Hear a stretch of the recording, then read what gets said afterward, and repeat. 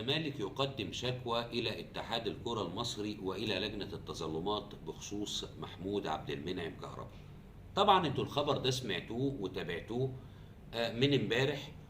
وفحوى الشكوى دي بتتكلم عن ان الزمالك بيشتكي كهربا وبيطلب اعادة مباراة السوبر المصري اللي فاز بيها النادي الاهلي، واللي اعتذر الزمالك عن المشاركة فيها وشارك فيها بدلا منه نادي بيراميدز.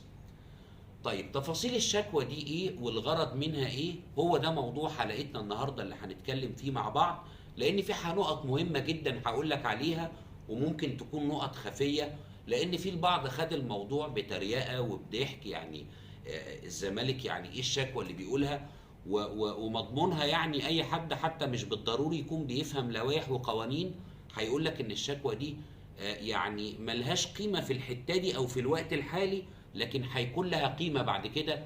هقول لك بالظبط الفكره فين.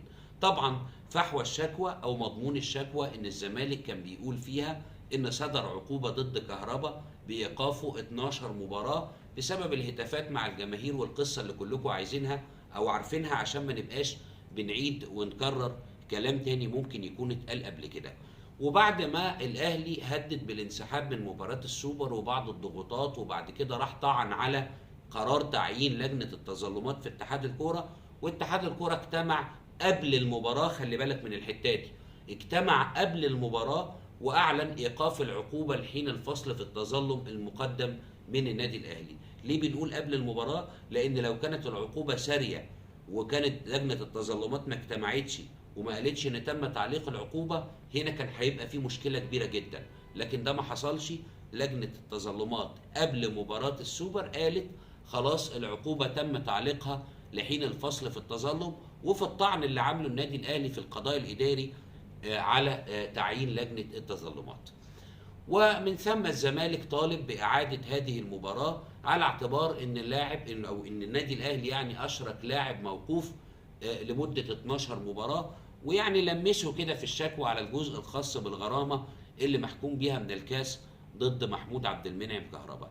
هل الشكوى دي ليها قيمه في الوقت الحالي؟ طبعا لجنه التظلمات هتنظرها، لكن الشكوى دي هيتم حفظها او رفضها لانها ملهاش قيمه في الوقت الحالي. طب الزمالك عارف الكلام ده؟ الزمالك عارف الكلام ده، لكنه قرر يقدم الشكوى لسببين اتنين مهمين جدا.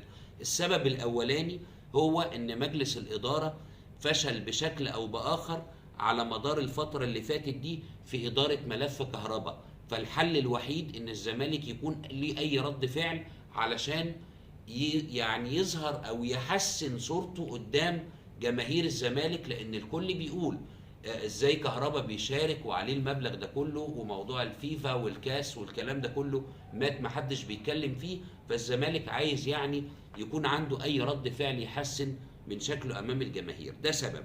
السبب الثاني وهو ان الزمالك هياخد القرار بتاع لجنه التظلمات بايقافه 12 مباراه ومشاركته، وهيجمع الملف ده كله عشان الزمالك بينتوي ان هو يشتكي كهربا مرة اخرى في الفيفا ويدعم بيه ملف الايقاف اللي كان موجود قبل كده، كناية طبعا على ان كهربا طالما تعرض لقرار ايقاف من قبل لجنة التظلمات ب 12 مباراة وهيتحط له الجزء الخاص بالهتافات، يبقى بيوصل صورة لمحكمة الكاس على ان كهربا لاعب غير ملتزم وما زال غير ملتزم بالسلوكيات اللي ينبغي على لاعب كرة القدم ان هو يلتزم بيها. طبعا الزمالك هيشتكي للفيفا وهيكون في حلقة ان شاء الله منفصلة هكلمك فيها على تفاصيل الشكوى وهيكون مكتوب فيها ايه والمتوقع هيكون ايه طبقا للوائح والقوانين اللي معمول بيها في الاتحاد الدولي. ده هيكون موضوع